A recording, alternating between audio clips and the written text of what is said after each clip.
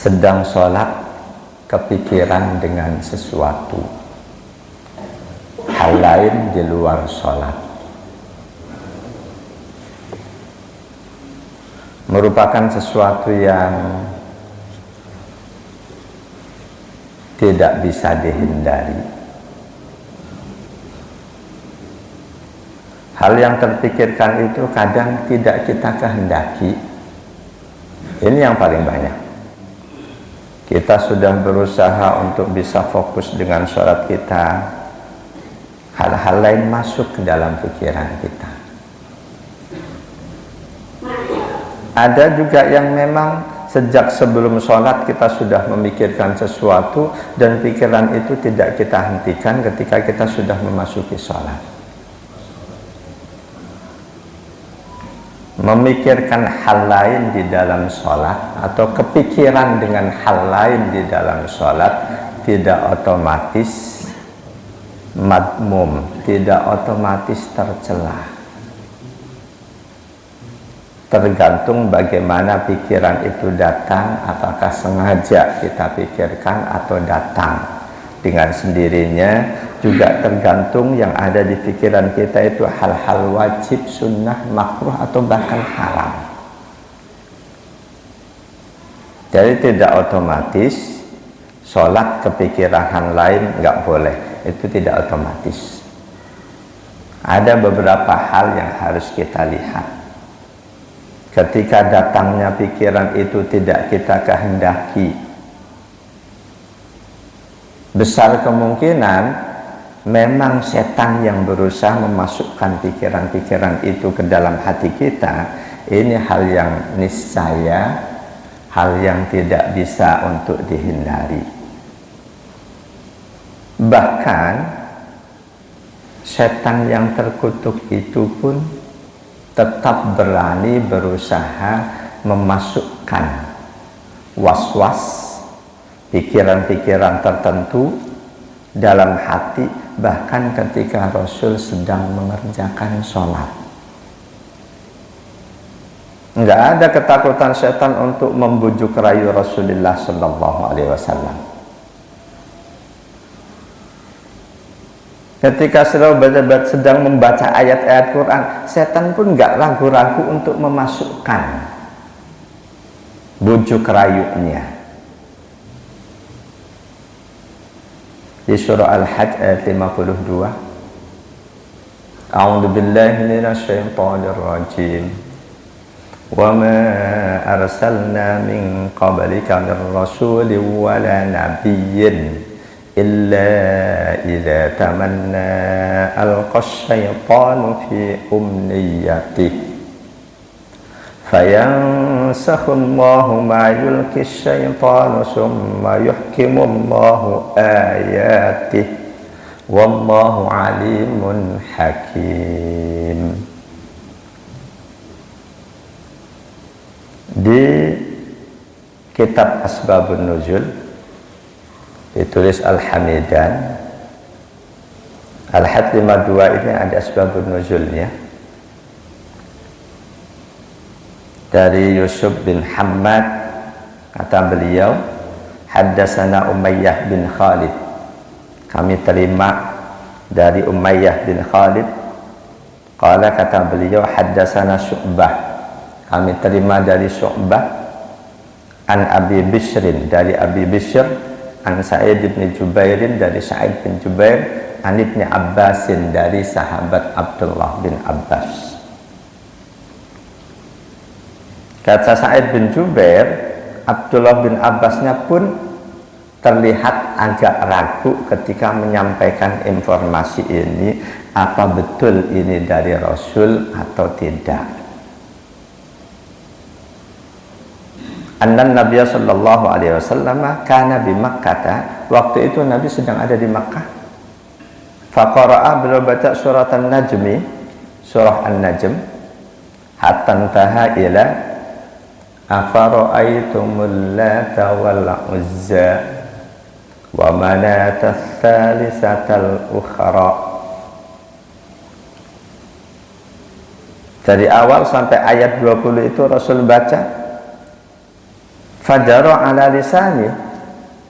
Kalimat berikutnya bukan ayat yang semestinya, yang terdengar oleh sahabat Nabi, yang terdengar oleh telinga para sahabat Nabi, yang terucap dari mulut Rasul. Kalimat berikutnya bukan ayat 21-nya, melainkan tilkal gharani kul ula wa inna safa'atahum laturtaja.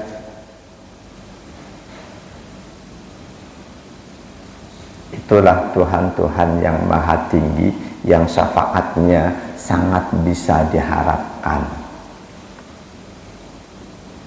Kata Ibnu Abbas, orang-orang musyrik Mekah mendengarkan itu, fasaru bidzalik, mereka gembira. Mereka gembira karena Tuhan-Tuhan mereka disanjung oleh Rasul. Bahwa Tuhan-Tuhan mereka, Uzza, Manat, Hubal, bisa memberikan syafaat.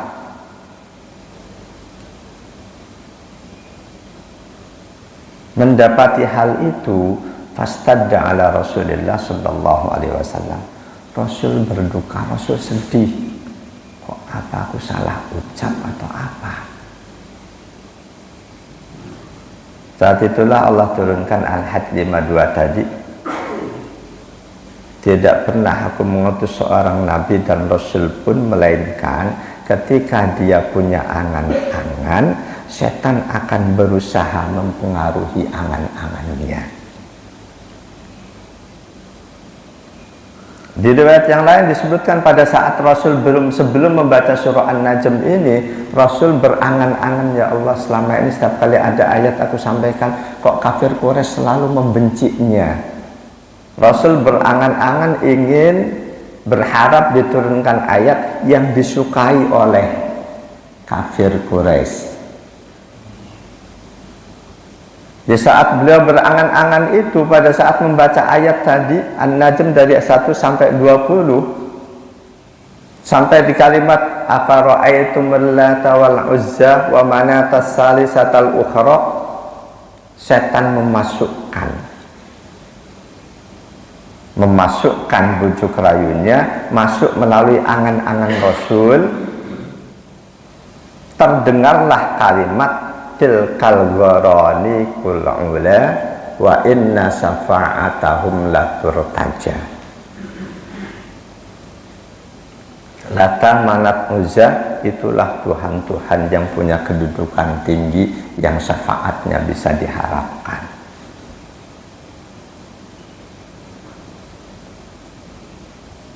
Ketika selanjutnya kafir Quraisy gembira mendengar itu, Rasul justru bersedih, kok apakah aku salah ucap?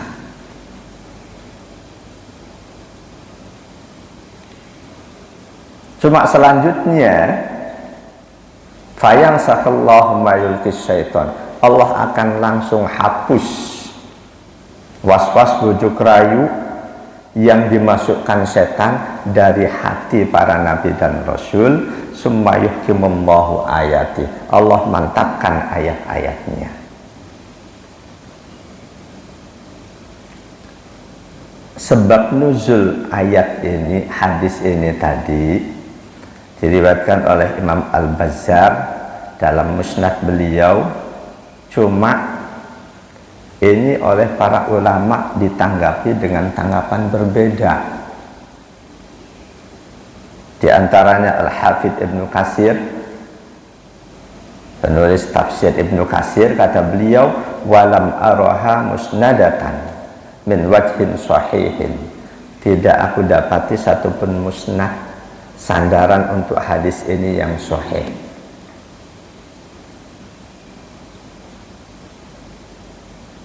Kesimpulan Imam Ibnu Katsir disepakati oleh Imam Asy-Syaukani dalam Fathul Qadir.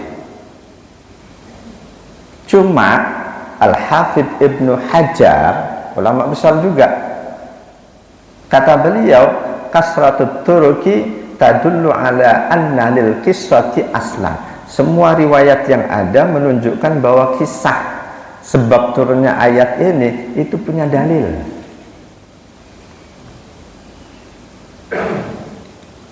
Di antara yang menyebabkan para ulama meragukan sebab turun ayat ini, masa iya Rasul kok bisa dipengaruhi oleh setan sehingga menyampaikan sesuatu yang bukan ayat di tengah-tengah beliau menyampaikan ayat. Ada yang melihatnya pada saat itu bukan mulut Rasul yang mengucapkan kalimat tilkal goroni kulungola tadi. Bukan mulut Rasul yang mengucapkan kalimat yang sangat nggak pantas itu, yang hina itu. Cuma sebagian sahabat mendengar seolah-olah kalimat itu terucap dari mulut Rasul.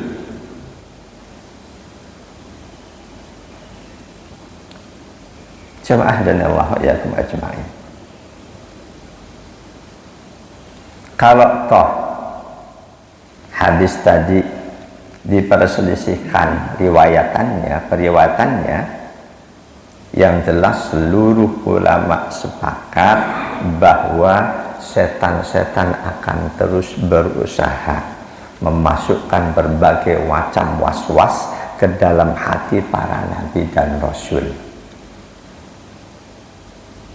Berdasarkan Al-Hajj 52 tadi, wa ma arsalna min qablika min rasulin wala nabiyyin illa idza tamanna alqas syaitanu fi umniyati. Setan terus berusaha. Karena itu jangankan sekedar ulama, nabi rasul aja setan berusaha untuk bisa mengacaukan beliau-beliau alaihi wassalatu wassalam, apalagi sekedar ulama. Apalagi orang-orang biasa kayak saya.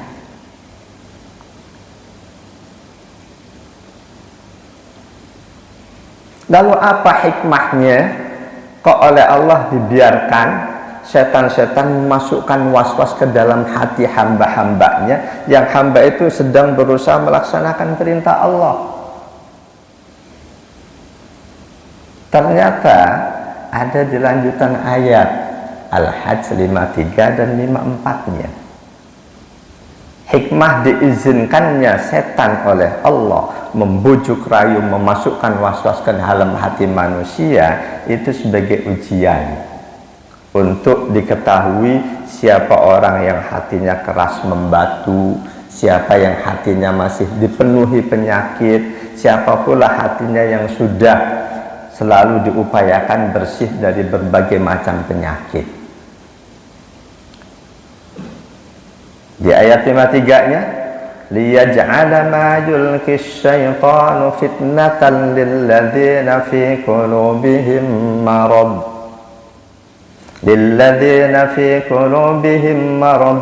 wal qasiyati qulubuhum wa innad dhalimina lafi shiqaqin ba'id. Liyaj'ala ma yulqis syaitanu fitnatan lilladzina fi qulubihim maradun.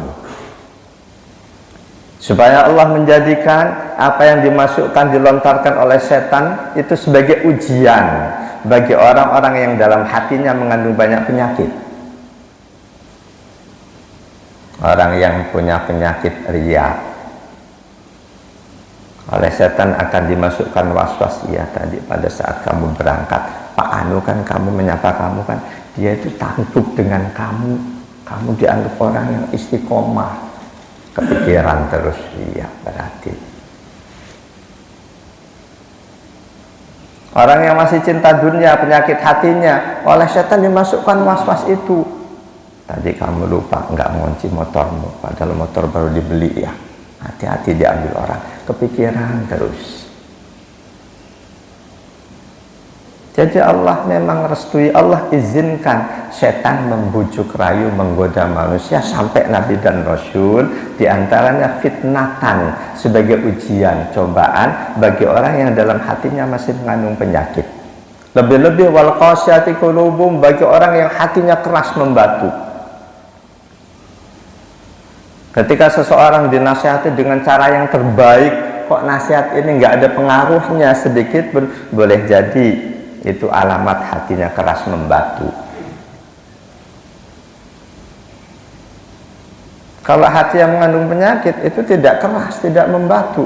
Tapi karena mengandung penyakit, boleh jadi nasihat-nasihat baik nggak masuk ke situ.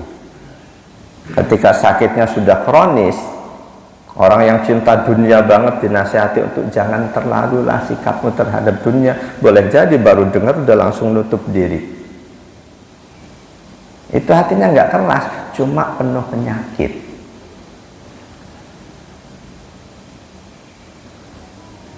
Di ayat berikutnya, waliya'lamal ladzina utul ilma annahul haqqu mir rabbika fayu'minu bihi fatukhbita lahu qulubuhum. Ini orang yang hatinya tidak keras, tidak membatu, dan tidak dipenuhi penyakit. Dan agar orang-orang yang diberi ilmu, mereka mengetahui bahwa apa yang disampaikan Rasul itu hak dari Tuhanmu. Lalu mereka mengimani itu, fatukhbita lahu qulubuhum. Hati mereka pun menjadi semakin lembut, semakin tunduk. Syekhul Islam Ibnu Taimiyah rahimahullah, Al-Harrani Al-Hambali. Ibnu Taimiyah salah satu ulama yang masih mengikuti madhab, beliau bermadhab Hambali. Meskipun beliau tidak dikenal punya guru-guru banyak, salah satu ulama yang lebih banyak autodidak. Ketika beliau menjelaskan 3 ayat ini dalam kitab Al-Iklil fil Mutasyabihi wa Ta'wil, kesimpulan beliau dari 3 ayat surah Al-Had tadi, ja'alallahu quluba salasata aqsamin. Allah jadikan hati manusia ada 3 kategori. Pertama, qasiyatin, hati yang keras membatu, yang paling parah. Tapi jangan suudzon, ketika anak kita atau seseorang kita nasihati dengan cara yang baik dia nggak terima, ini hatinya batu, ini keras. Jangan. Boleh jadi belum. Ketika sampai mati seperti itu, baru silakan. Ini orang hatinya keras membatu, dinasihati dengan cara terbaik, tetap saja tidak mau menerima ajaran Islam. Ketika masih hidup, hal-hal yang terlihat tidak baik jangan dijadikan dasar untuk menyimpulkan bahwa dia orang yang tidak baik. Ketika masih hidup, karena yang menentukan akhir kehidupannya. Baik tidak baiknya seseorang, akhir kehidupan itu yang untuk bisa kita gunakan untuk menyimpulkan. Seseorang yang saat ini soleh, rajin ibadah, akhlaknya indah, doakan semoga sampai akhir hayatnya istiqomah seperti itu. Di hadis riwayat Siti Aisyah, hadisnya sahih, ketika Allah, semua manusia sebelum diciptakan oleh Allah itu sudah ditetapkan dia akan jadi penghuni surga atau neraka. Semua kita sebelum diciptakan sudah ditetapkan. Ketika seseorang rajin melaksanakan ibadah, ini hadis diterima Siti Aisyah dan Rasul. Ketika seseorang rajin ibadah, akhlaknya indah, tapi kok ketetapan Allah dia jadi penghuni neraka, pasti nanti dia akan berubah. Berubah sebaliknya, murtad. Sampai mati murtad, otomatis. Enggak lantas dia mati sebagai orang yang rajin ibadah terus Allah masukkan neraka, enggak. Sebelum matinya dia pasti akan berubah. Atau sebaliknya, sebelum Allah ciptakan dia ditetapkan sebagai salah satu penghuni surga. Dari lahir, dia lahir dari rahim seorang wanita kafirah, bapaknya pun kafir, dia jadi pendeta. Kalau memang takdir Allah, ketetapan Allah sebelumnya dia penghuni surga, pasti akan berubah. Mungkin contoh yang ada, yang mantan pendeta masuk Islam, oleh Allah diwafatkan di hari Jumat pas hari Idul Adha, di saat sedang menyampaikan khutbah Jumat. Itu tanda husnul khotimah. Insya Allah semuanya tahu siapa beliau. Jadi ketika seseorang masih hidup, dia baik, soleh, doakan istiqomah. Dia belum baik, doakan suatu saat Allah berikan dia hidayah. Yang belum baik itu ladang buat kita, memberikan nasihat, kita akrabi, kita dekati terus. Yang soleh itu peluang buat kita untuk mencontoh kebaikan dia. Jamaah dan Allah wa yakum ajma'in. Jadi kata Ibnu Taimiyah, hati manusia pertama ada yang keras membatu, yang kedua ada yang enggak keras tapi penuh dengan penyakit, apa itu riya, hubud dunya, sombong dan lain sebagainya. Itu penyakit hati. Dan yang terakhir, hati yang mukminah, hati yang bersih, yang selalu bersedia menerima apapun yang disampaikan.